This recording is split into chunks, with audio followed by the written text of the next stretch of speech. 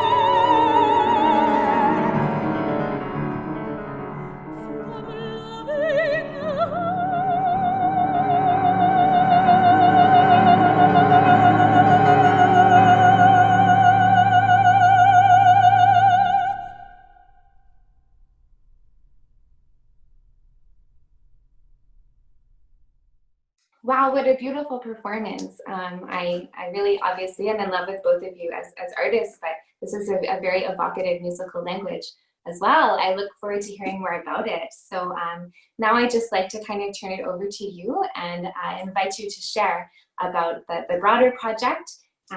So please. So I guess actually it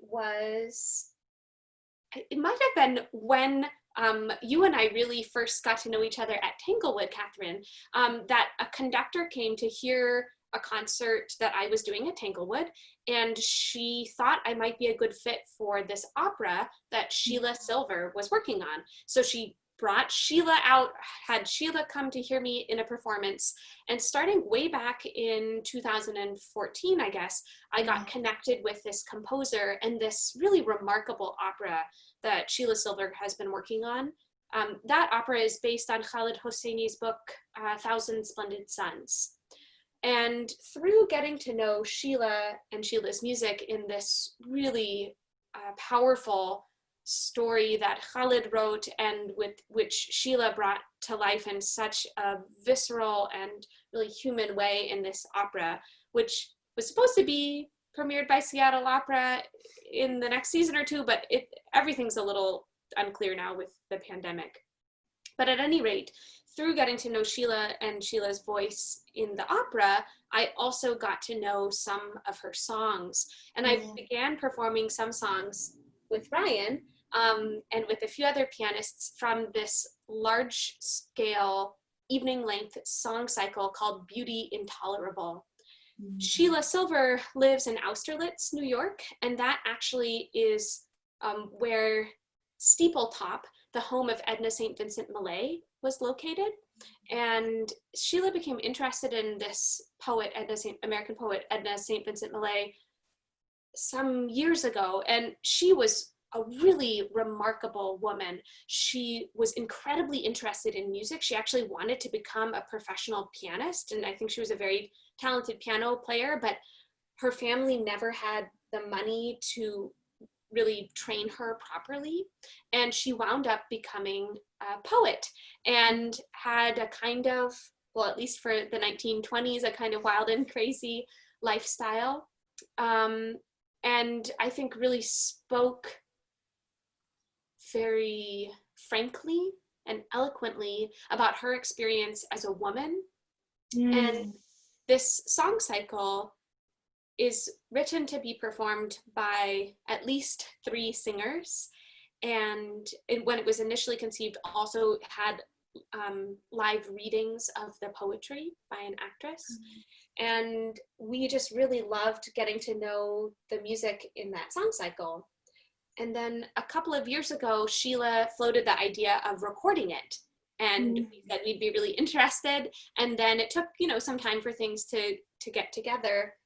But last year, she asked us if we would be ready to record 3 of the works from this song cycle in the fall to be recorded on an album featuring our amazing colleagues and teachers, Don Upshaw, Gil Kalish, Stephanie Blythe, Kayo Iwama, and a couple of other people. And so last summer, while we were at Avaloch, we worked on preparing those pieces. And though Sheila didn't come up to hear us. No, we in went fact, to her place. We did, yeah. but what we did during our time at Avaloch was actually a great precursor to what we've been doing this entire pandemic, which was... We just made a recording. We Listen made to a it. bunch of recordings.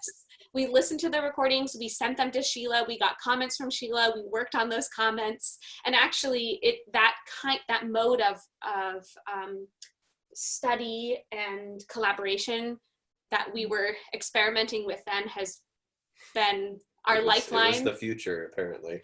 I think what we're going to do for this summer, though, is Sheila is going to come and sit on our porch, and we'll open these windows. Right, the piano is right here, and then she can safely be away from us while we're making music.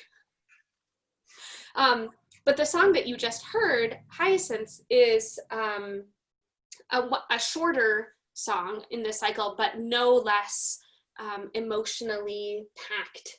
It's a really kind of biting and anguished piece of music about being together and feeling incredibly alone. Fascinating.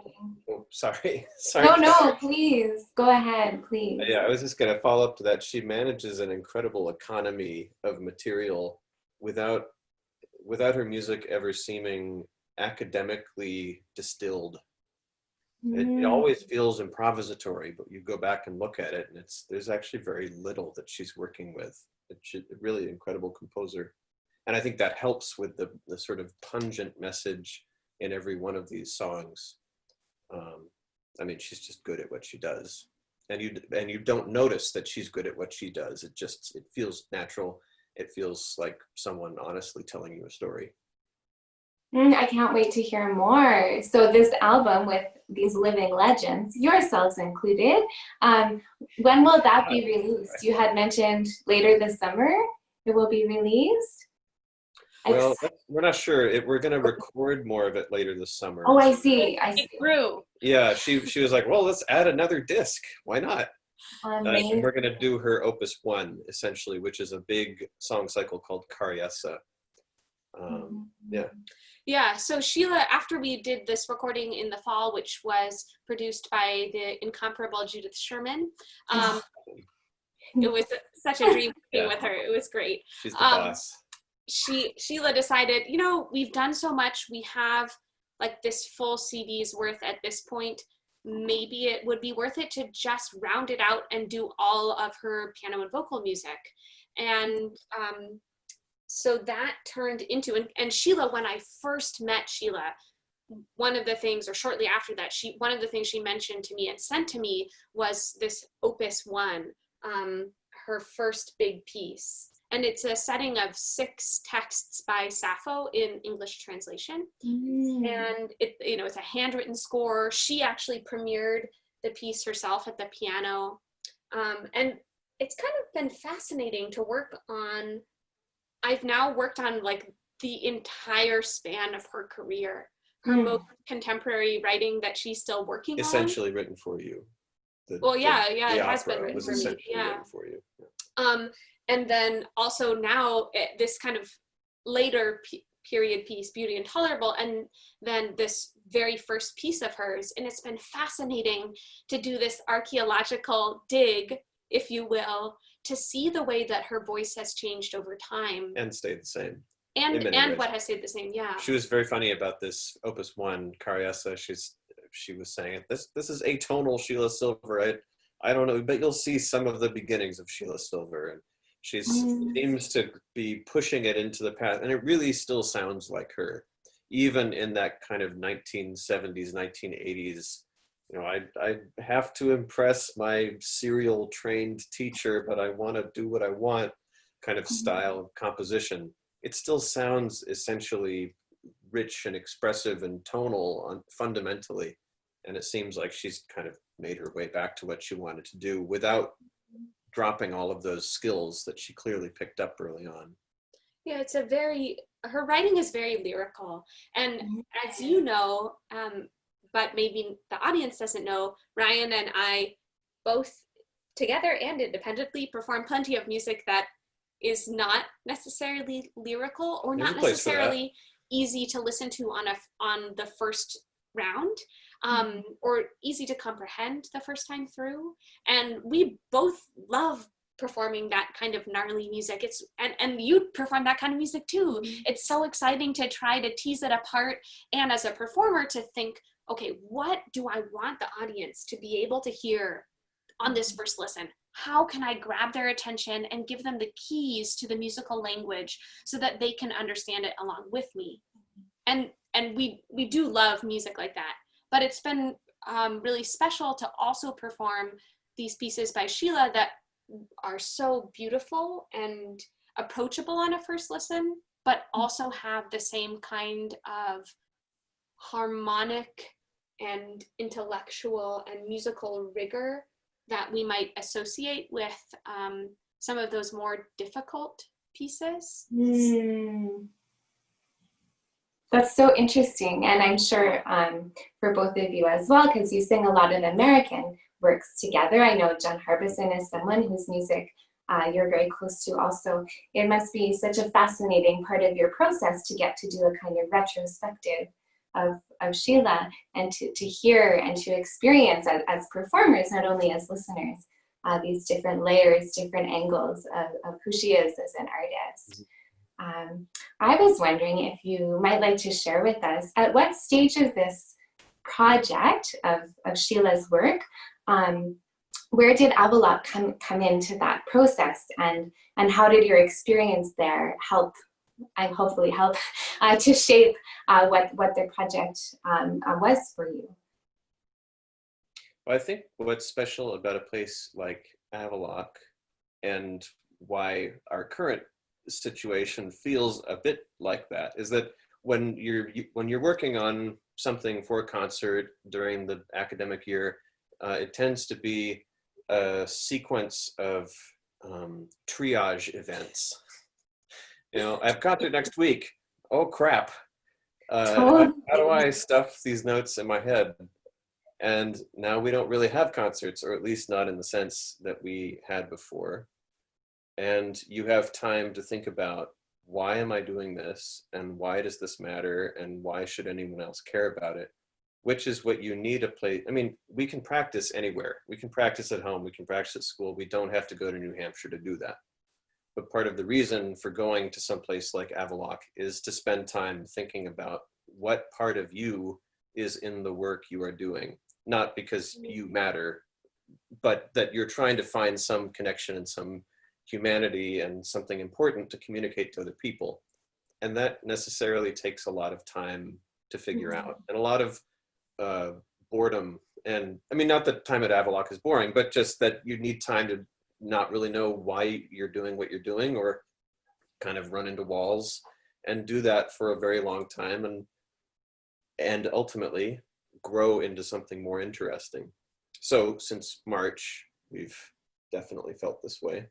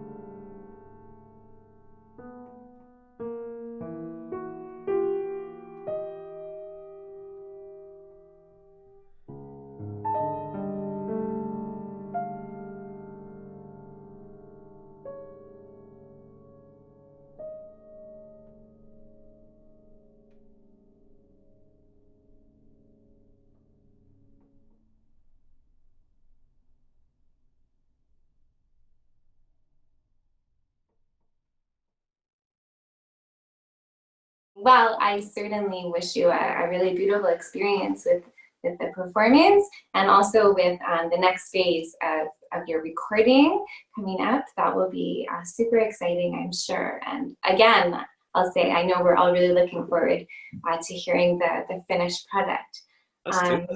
Yeah. 8 people on the album. I really want to hear their recordings. I turned pages for Gil when he was done, so I did get to hear that. But you know, when you hear the final product from a recording, it always sounds different than what you remember.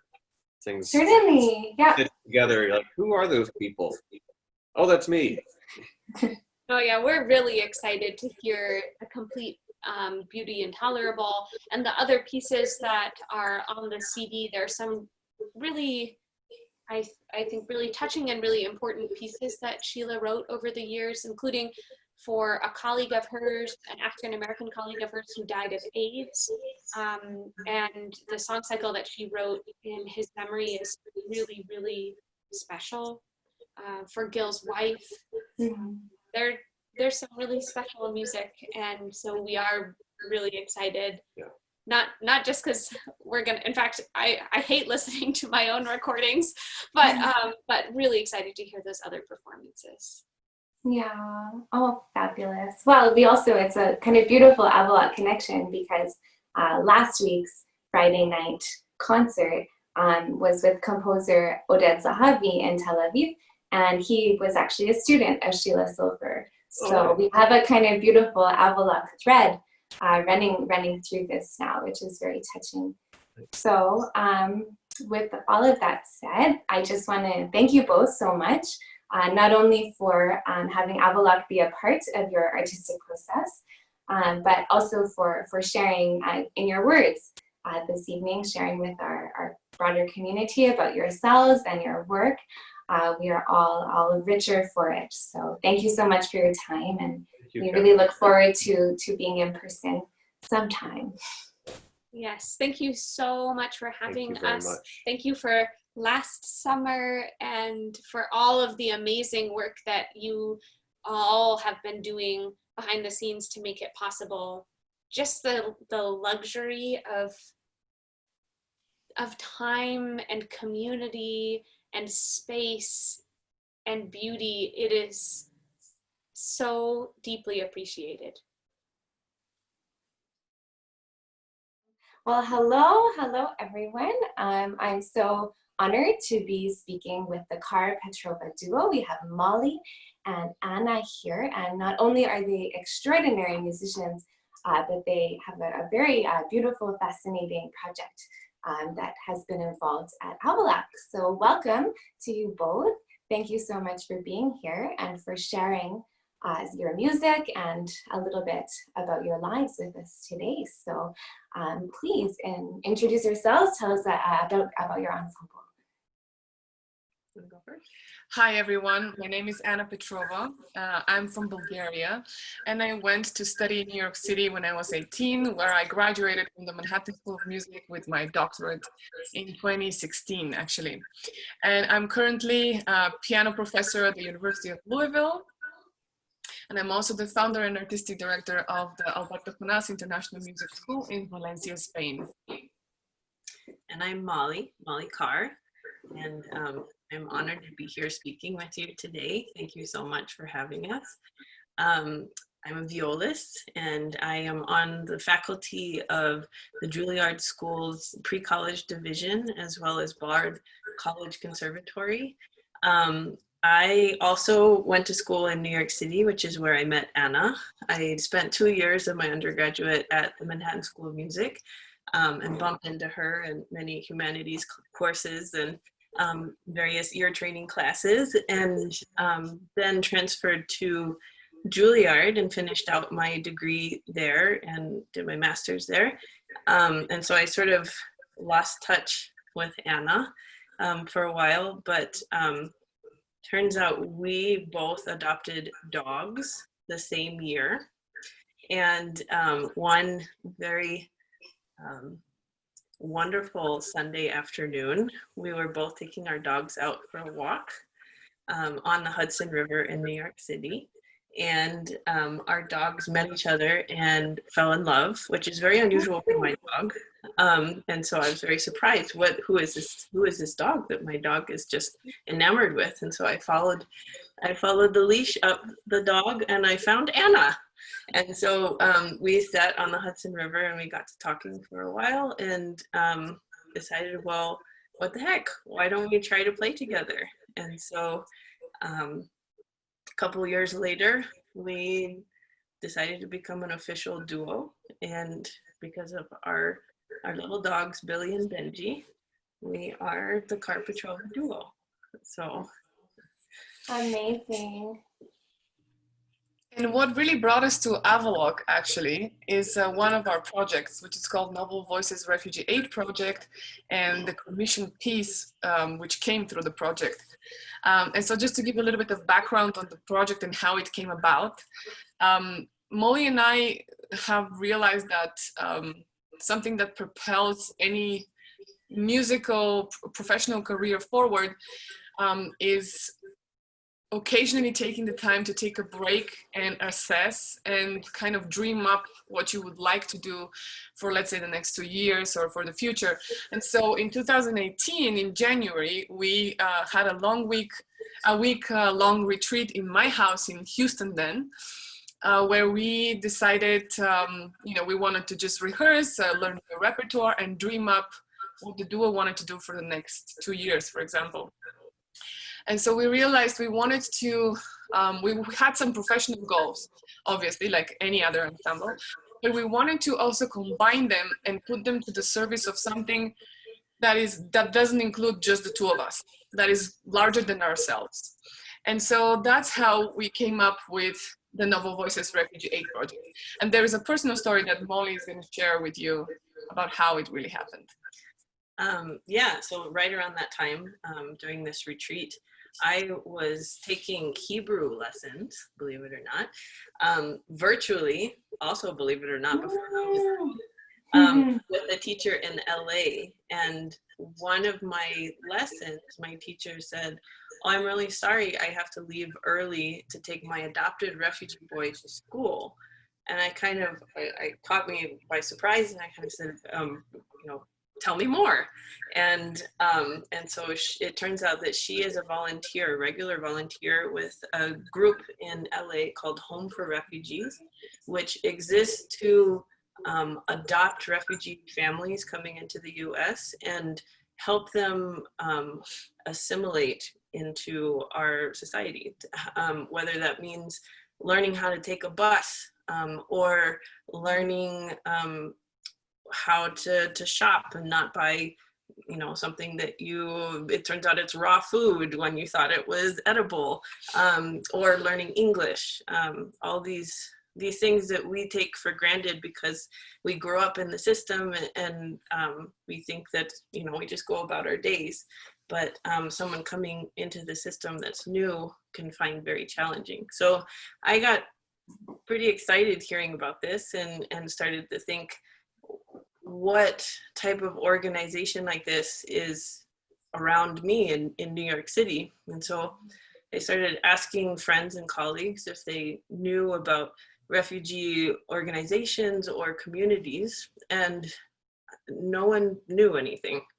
And so this was sort of a light bulb moment, and I brought it to Anna, and said, hey, with these ideas of what we're talking about that we would like to do over the next couple of years with our career-oriented goals, what if we could blend them into this idea of raising awareness for refugees and the situation both in America and abroad? And so we had this wild, it was like a spark, and we had this wild 48 hours of sitting on her couch. I still have back problems from that awful IKEA couch. We finally threw it out. I have a new one now. Yeah, we have actually, we forgot to say, we're actually quarantining together. We have been for the past, oh my gosh, it's 5 months? Well, yeah, a long time. So we're basically sisters now. It's a real test for our duo.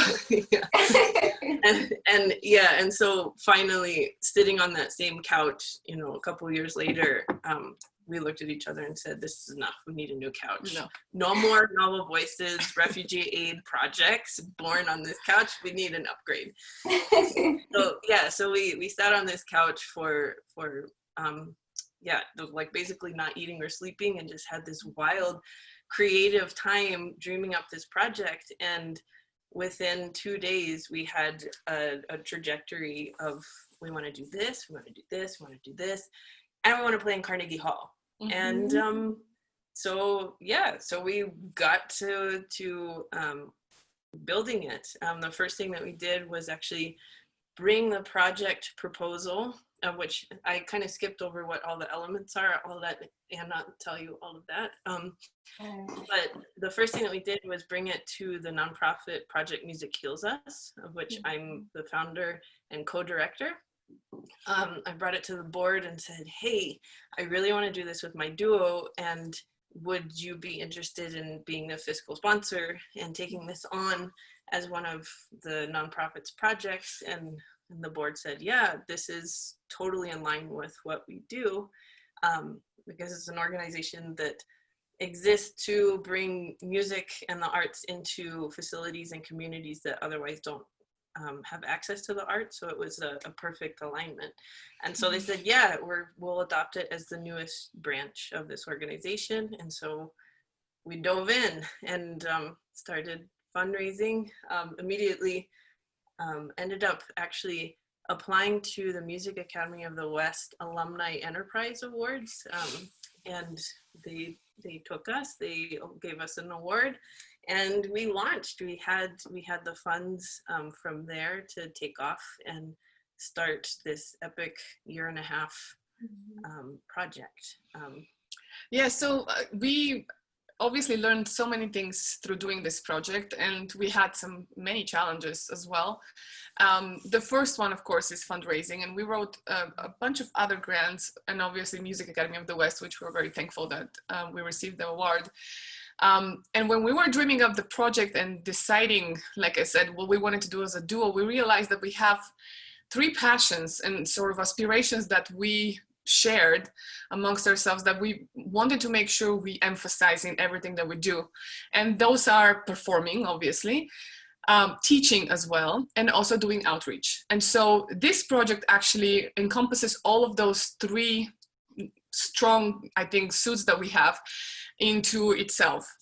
And the project consists of, first of all, a 1.5 year long travels around different refugee centers around the world. We visited now 8 locations. It started with Denmark. We went to New Jersey and New York. We worked with resettlement agencies there. Also in LA, like she mentioned, Home for Refugees is one of the first organizations we got in touch with. Later on, we went to Palestine. We went to 2 places in my home country, Bulgaria. And then we ended up in Louisville, Kentucky, which is where I live right now and where I teach. And they also have a huge refugee organization there, Kentucky Refugee Ministries.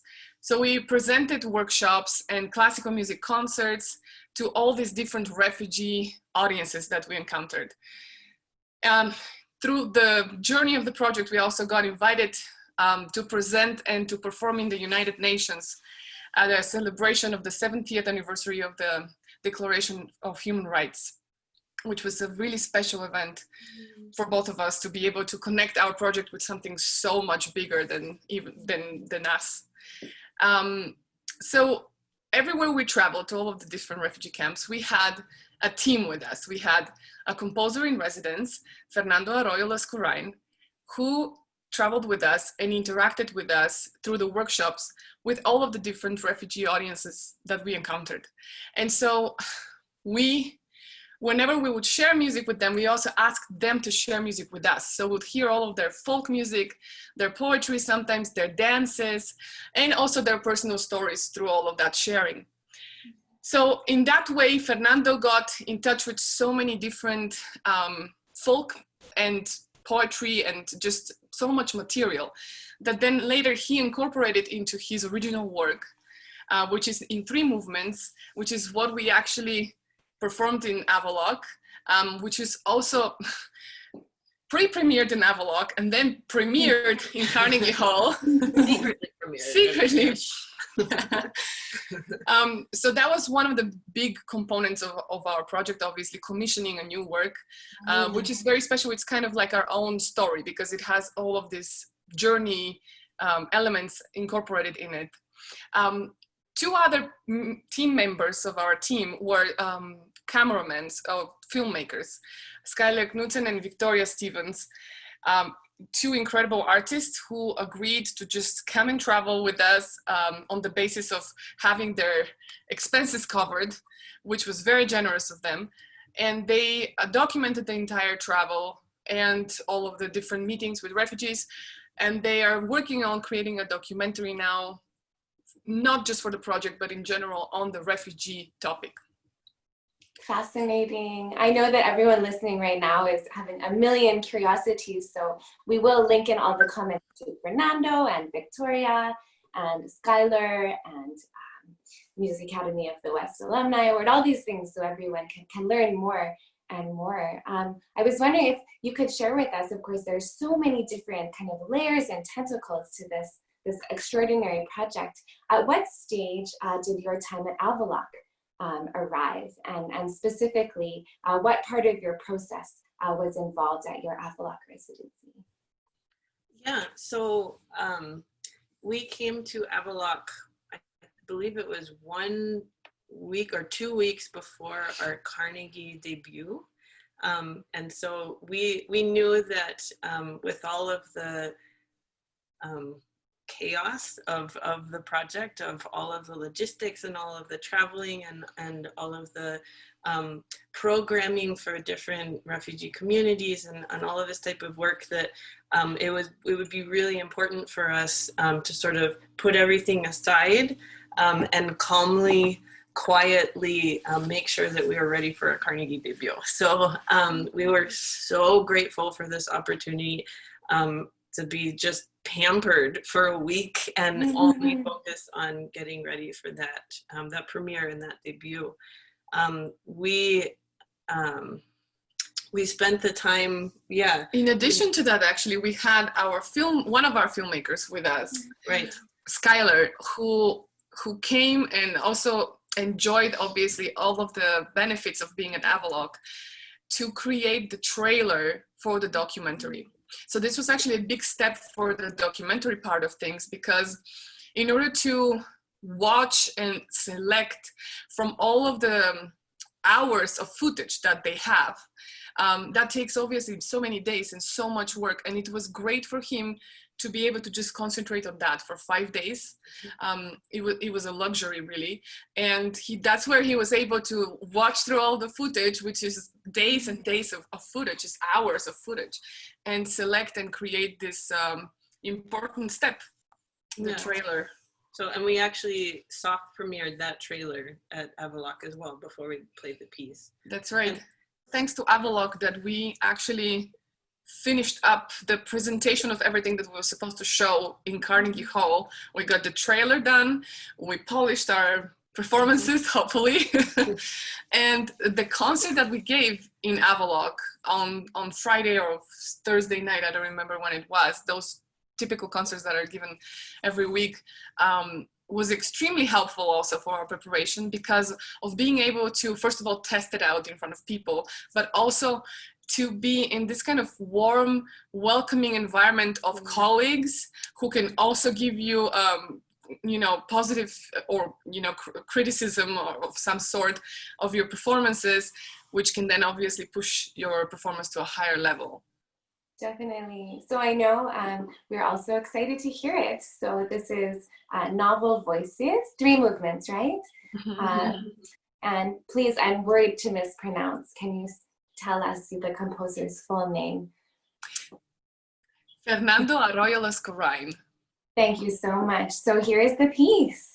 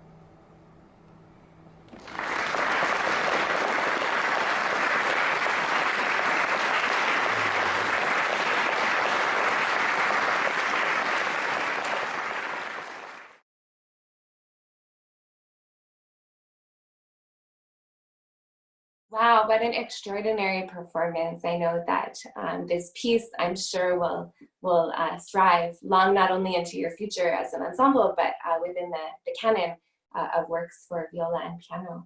I know there are several other elements to this already very expansive project. So I was wondering if you'd like to share a bit more about further parts of the project. Yeah, absolutely. So again, when we were dreaming up all of the elements of this project, we wanted to do, to combine this idea of doing something larger than ourselves with things that we would love to do artistically. And so one of the things that we really wanted to do was record a debut album. And so this piece that you just heard, this commissioned work by Fernando Arroyo Lascurain, we actually recorded it on a debut album titled Novel Voices, and released it, I believe it was 3 weeks. Actually, we released it while at Avaloch. Oh, that's right. Yeah, that's true. Yeah, I remember because we went out with our filmmaker, Skylar, and took all these pictures of us like jumping in the air with the beautiful view of Avaloch behind us, and sent it out to our mailing list saying like, yeah, we released the album. But yeah, so that was another element of the project, was recording this album. Also on the album was our first transcription, which was the Lullaby from Guyane by Katherine. It was actually a piece that Anna heard and said, I love this piece. Let's do it. Let's figure out how to do it. And so we this actually has been the case for now many pieces, because obviously viola and piano is a very unconventional ensemble, but that didn't stop us from playing some of the music that we most love. We just create transcriptions for ourselves. Wonderful. And I know, in full disclosure, I have this album. I love it. Everyone should get it. We'll link in the comments to where you can purchase. You also have Clark on the album, right? And also Mieczysław Weinberg is the clarinet sonata. And is that your own transcription? I can't remember. No, that was transcribed by Julia Adler. Okay. Yeah, that was already transcribed. It's a gorgeous piece for clarinet, but also can be played on the viola. Yeah. Wonderful. And do you publish your transcriptions? Yes, we did. It's so amazing. Wow. I know everyone listening is like, they must never sleep. Like these are just always have your creativity knows no bounds. It's so inspiring. Oh, thank you. Thank you. Sometimes we don't sleep, which is a problem. Yeah. So please, is there any, I feel like there's probably even more. I want to hear all of it. So the final component of our project was actually something that we were hoping originally to be like a through line of the project. The purpose of doing all of this, of course, we said, was to raise awareness about the situation.